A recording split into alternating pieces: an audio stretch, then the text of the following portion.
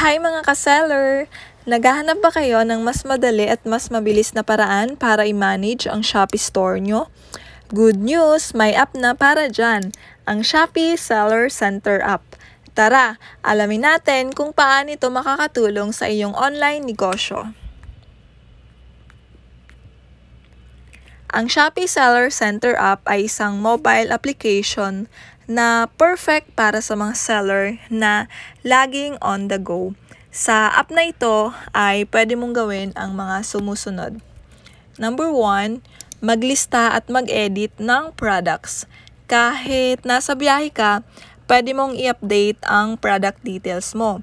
So, i-click mo lang po itong My Products and then Edit. Ayan, dito ka po pwedeng mag-edit ng iyong product listings. Yun.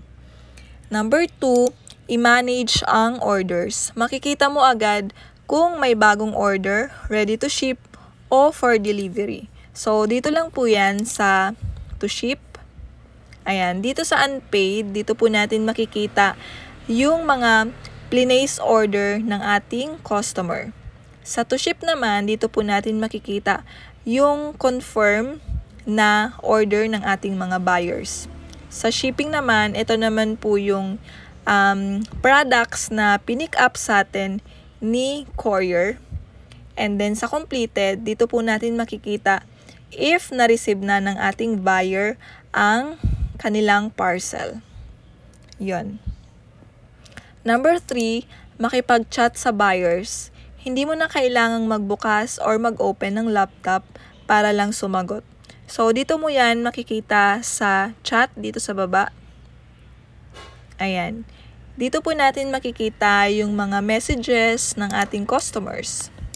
Yung mga inquiries, messages, dito po yun magpa-pop up sa ating chat box. And then, number 4, sumali sa campaigns at vouchers. Gamit lang ang app, pwede ka nang sumali sa mga promo ni Shopee. Para maka-join tayo sa mga promo ni Shopee, i-click lang po natin itong Marketing Center. Ayan, dito po natin makikita yung marketing tools, yung affiliate marketing solution, Shopee Live and video, discount promotions, vouchers, my shops flash sale, follow price, bundle deal, and add-on. And then lastly, tingnan ang sales performance. Meron din pong analytics at data para makita kung gaano kalakas ang sales mo. So, dito po yun makikita sa shop performance.